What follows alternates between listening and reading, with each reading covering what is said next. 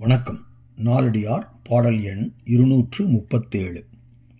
முற்றல் சிறுமந்தி முற்பட்ட தந்தையை நெற்றுக் கண்டன்ன விரலான் எமிர்த்திட்டு குற்றிப் பறிக்கும் மலைநாட இன்னாதே ஒற்றுமை கொள்ளாதார் நட்பு. இந்த பாடலில் ஒரு அருமையான ஒரு நிகழ்வு விவரிக்கப்படுகிறது.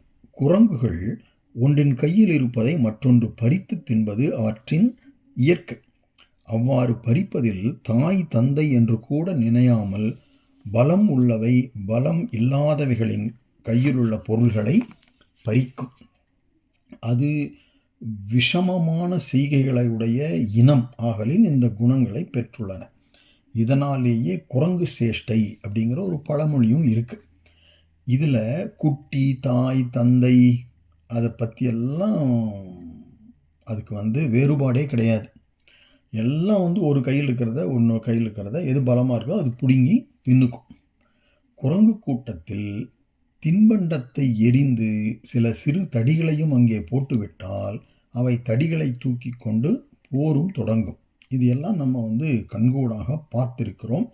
இந்த செயலைத்தான் இந்த செய்யுளில் விளக்கியிருக்கிறார். இப்படிப்பட்ட குரங்குகள் நிறைந்த மலைகளை உடைய பாண்டிய நாட்டு மன்னனே அப்படின்னு சொல்லிட்டு ஒரு ஆடு முன்னிலையாக விழி, அதுலேயே 3 அடி போயிடும். பாட்டு ஒரு 4 சீர் தான். இப்போ பாருங்கள், முற்றல் சிறுமந்தி, முற்று அல் வயது முதிர்தல் அல்லாத, அதாவது இளமையான சிறு மந்தி, மந்தினா பெண் குரங்கு.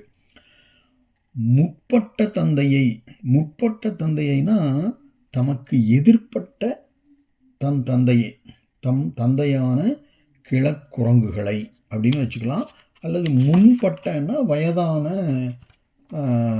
தந்தையை, எப்படி வேணாலும் பொருள் கொள்ளலாம். முற்பட்ட தந்தையை நெற்றுக்கண்டன்ன விரலான் நிமிர்த்திட்டு. நெற்று அப்படின்னா இந்த சில பூச்செடிகள் எல்லாம் காய்கள் இருக்கும், அது நல்லா முற்றி விட்டால் அதுக்கு நெற்றுன்னு பேர். இந்த படத்தில் இருக்குது பாருங்கள், இப்போ நீங்கள் பார்க்குறீங்கள, இதுதான் நெற்று. இந்த நெற்று போல தான் இந்த குரங்கோட கை இருக்கும், விரல் இருக்கும், அது போன்ற விரல்.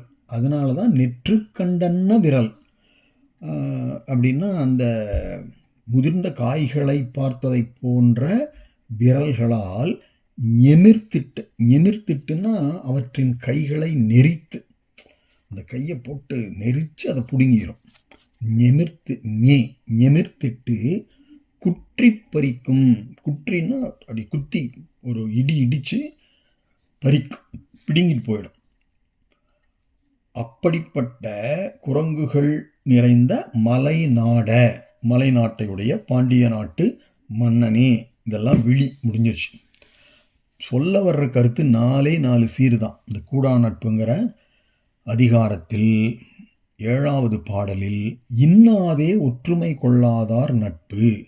இன்னாதேன்னா இனிமையுடையது அல்ல, அது துன்பமானது. எது துன்பமானது? ஒற்றுமை கொள்ளாதார் நட்பு.